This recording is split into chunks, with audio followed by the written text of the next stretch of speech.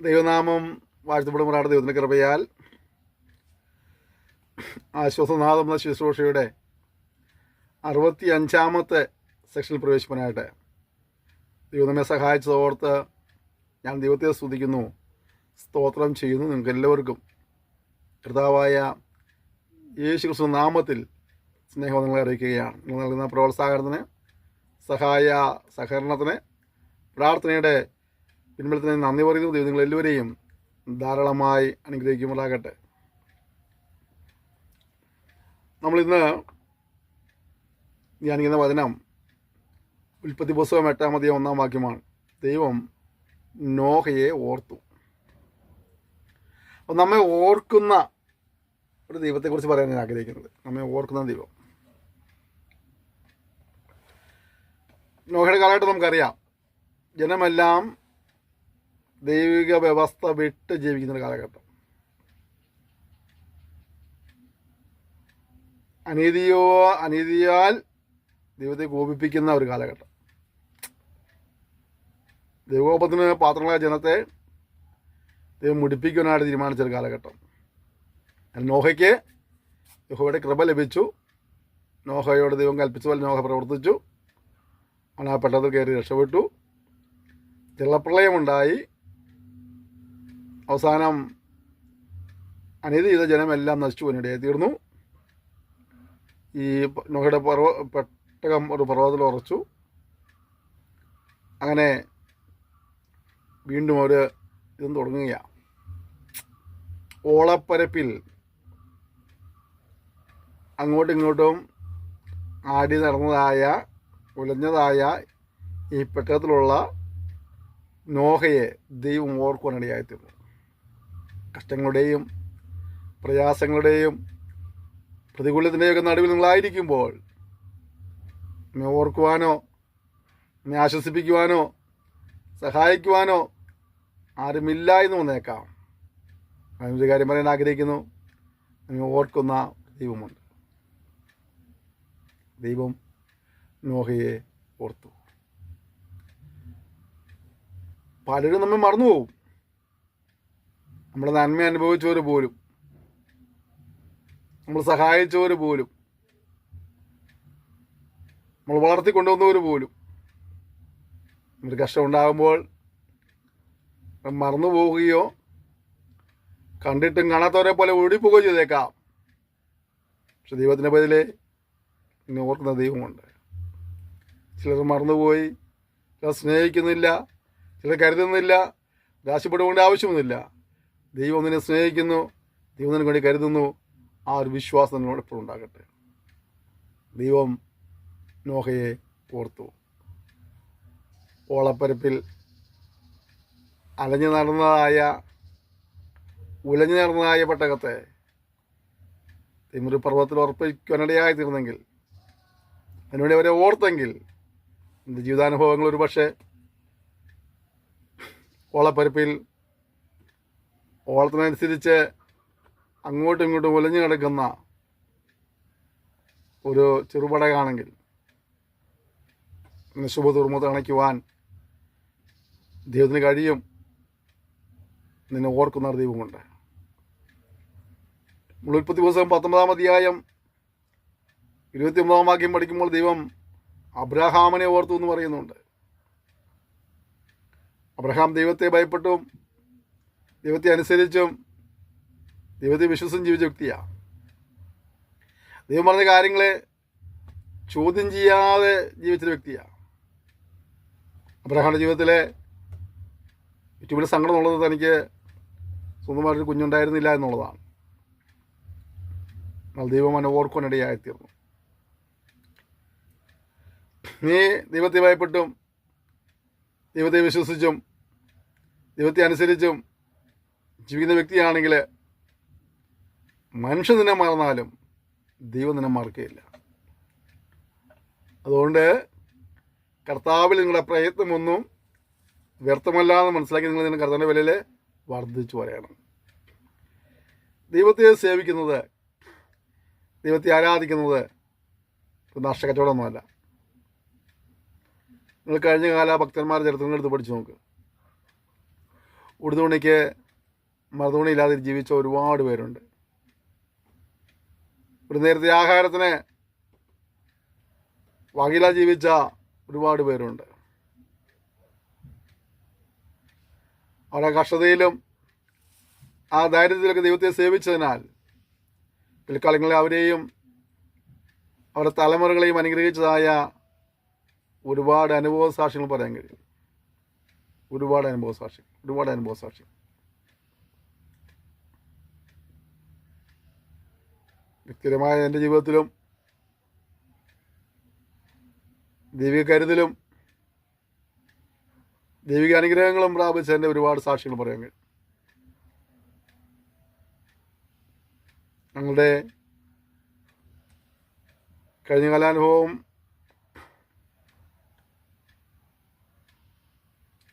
Government സ്ഥാപനത്തിൽ നിന്ന് ഉപയോഗിക്കുവാൻ കഴിയാതെ തോട്ടിൽ കൊണ്ടുപോയി കളഞ്ഞതായ ഭക്ഷ്യവസ്തുക്കൾ, ഒരിക്കലും അത് ഉപയോഗിക്കാൻ കഴിയാത്ത നിലയ്ക്ക് ആർക്കും ഉപയോഗിക്കാൻ കഴിയാതെ അത് വളരെ ഉപയോഗശൂന്യമായി പോയതിന്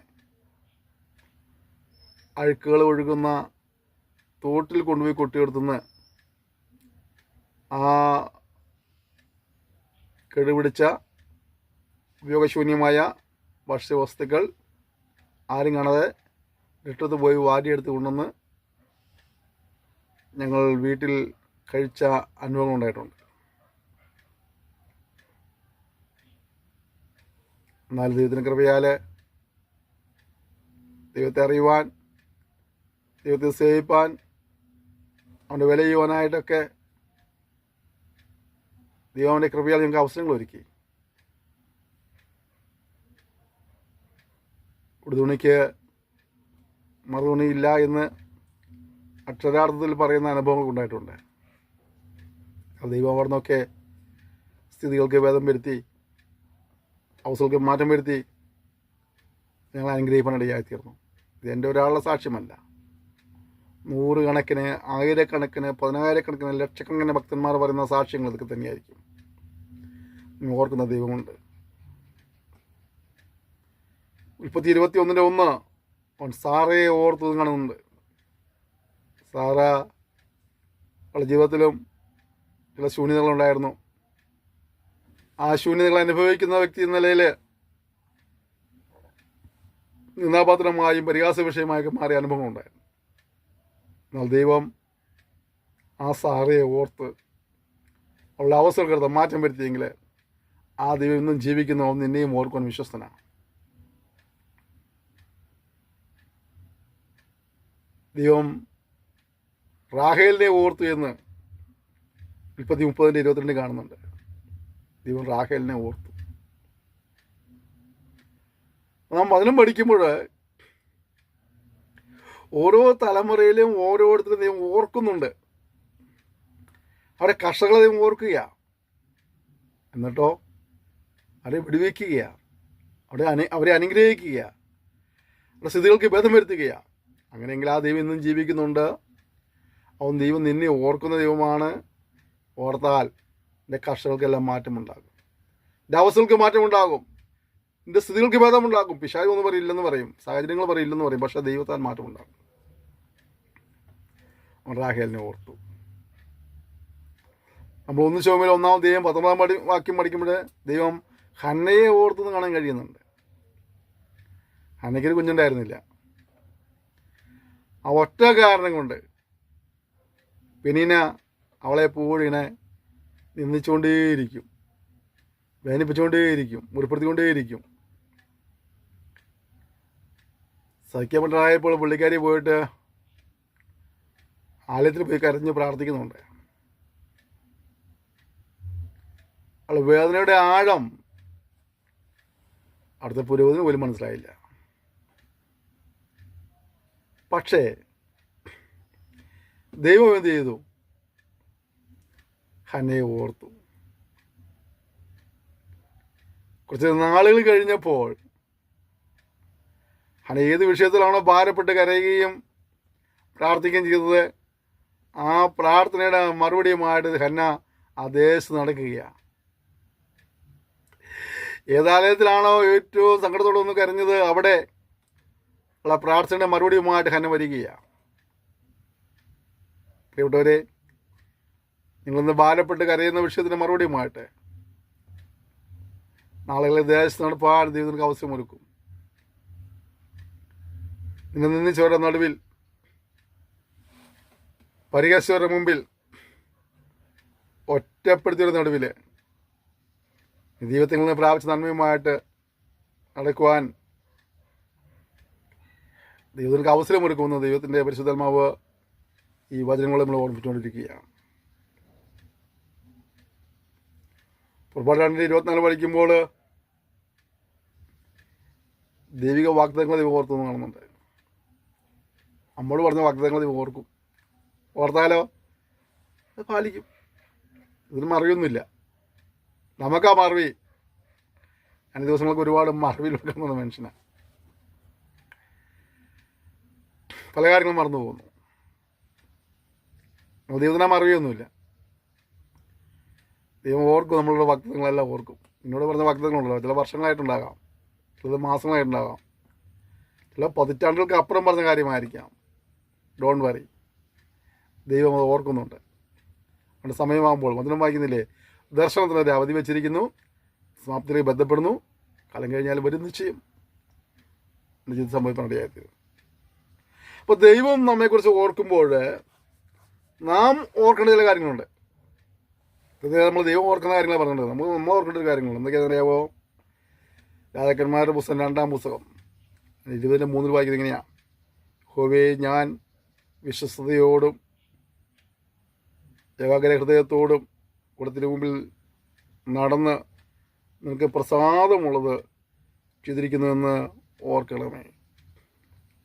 അവൻ പോയി വെറുതെ പോയിരുന്ന് പ്രാർത്ഥിക്കല്ല. ദൈവം ഓർക്കുന്നുകൊണ്ട് വെറുതെ പോയി പ്രാർത്ഥിക്കല്ല. അവൻ പറയാ, ഞാൻ നിൻ്റെ സന്നിധിയിലേ വിശ്വസ്തയോടെ ആയിരുന്നു, ഏകാഗ്ര ഹൃദയത്തോടെ ആയിരുന്നു. പിന്നെ എനിക്ക് പ്രസാദമുള്ളത് ചെയ്തിരിക്കുന്നു. ദൈവത്തെ സേവിക്കുമ്പോൾ ദൈവിക അനുഗ്രഹവും ദൈവിക വിടുതലും നമുക്കുണ്ടാകും.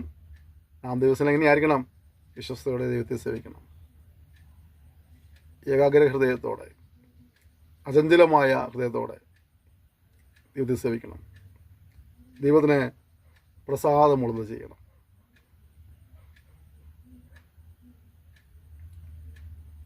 തിരുവൃത്താന്തം 15 വായിക്കുമ്പോൾ, തിരുവൃത്താന്തം 16:15 വായിക്കുമ്പോൾ, അവൻ്റെ വചനം 1000 തലമുറയോളവും അവൻ്റെ നിയമം എന്നേക്കും ഓർത്തോളം ഇരുന്ന. വചനങ്ങളെ ഓർക്കണം, അത് പാലിക്കണം. അതനുസരിച്ച് നീ ജീവിച്ചാൽ എന്നെ ഓർക്കുന്ന, എന്നെ മാനിക്കുന്ന, ഞാൻ അനുഗ്രഹിക്കുന്ന ഒരു ദൈവമുണ്ട്. ഏത് അവസ്ഥയ്ക്ക് മാറ്റം വരുത്തുവാൻ ദൈവത്തിന് കഴിയും. നോഹയുടെ ചരിത്രത്തിൽ അത് പഠിപ്പിക്കുന്നു, അബ്രഹാമിൻ്റെ ചരിത്രത്തിൽ പഠിപ്പിക്കുന്നു, സാറയുടെ ചരിത്രത്തിൽ പഠിപ്പിക്കുന്നുണ്ട്, റാഹേലിൻ്റെ ചരിത്രവും ഹന്നയുടെ ചരിത്രവും ഒക്കെ നമ്മൾ പഠിപ്പിക്കുന്നത് നമ്മെ ഓർക്കുന്ന, പരിപാലിക്കുന്ന, സൂക്ഷിക്കുന്ന, അവസ്ഥകൾക്ക് മാറ്റം വരുത്തുന്ന, അനുഗ്രഹിക്കുന്ന, വിടുവിക്കുന്ന ദൈവമുണ്ടെന്നുള്ളതാണ്. അതുകൊണ്ട് ദൈവത്തെ അനുസരിച്ച് ജീവിച്ച് നിങ്ങൾ പ്രായപ്പം നമ്മൾ സമർപ്പിക്കാം. ഒരുമിച്ച് പ്രാർത്ഥിക്കുക. സ്വർഗീയ പിതാവേ, തന്ന ശിക്ഷണയെ സ്തോത്രം ചെയ്യുക. വിധത്തിൽ സംസാരിപ്പാനിടയായിത്തീർന്നല്ലോ. കഴിഞ്ഞകാല ഭക്തന്മാരുടെ ജീവിതത്തിൽ നീ അവരെ ഓർത്ത് ചെയ്ത അത്ഭുതങ്ങൾക്കായി സ്തോത്രം ചെയ്യുന്നു. പിതാവേ, ജനത്തെ നീ ഓർക്കണമേ, ഉള്ള ഭക്തങ്ങൾ നീ ഓർക്കണമേ, നീ അനുഗ്രഹിക്കുമാറാകണമേ. ജീവിതത്തിൽ അവർ സമാധാനവും സന്തോഷവും ഐശ്വര്യം അഭിവൃദ്ധിയും പ്രായപ്പാൻ നീ അവരെ ധൈര്യമായി സഹായിക്കുന്ന പ്രാർത്ഥന പ്രവർത്തികളാൽ നീ ജനത്തെ അനുഗ്രഹിക്കുമാറാകണം. ആഷ്കാലം മുഴുവൻ നിന്നെ ഭയപ്പെട്ട് ജീവിപ്പാൻ, ഞാനനുസരിച്ച് ജീവിപ്പാൻ, വിശ്വസത്തോടെ ജീവിപ്പാൻ, നിനക്ക് പ്രസാദിപ്പിച്ച് ജീവിപ്പാൻ ഇവരെ സഹായിക്കുമാറാകണമെന്ന് പ്രാർത്ഥന. ഒരു കൃപയ്ക്കായി സ്തോത്രം. യേശുവിന്റെ നാമം തന്നെ ആമേൻ. ക്ഷമയോടെ സന്ദേശം ശ്രമിച്ചത് നന്ദി പറയുന്നു. നിങ്ങളെല്ലാവരും ധാരാളമായി അനുഗ്രഹിക്കുമാറാകട്ടെ. ഒരു താമസിച്ചാൽ നമുക്ക് അടുത്ത സെക്ഷനിൽ വീണ്ടും കാണാം. അതുവരെയും നമുക്ക് പ്രാർത്ഥനയിൽ ഓർക്കാം. എല്ലാ സഹകരണത്തിനും, എല്ലാ പ്രോത്സാഹനത്തിനും നന്ദി പറയുന്നു. Thank you. May God bless you.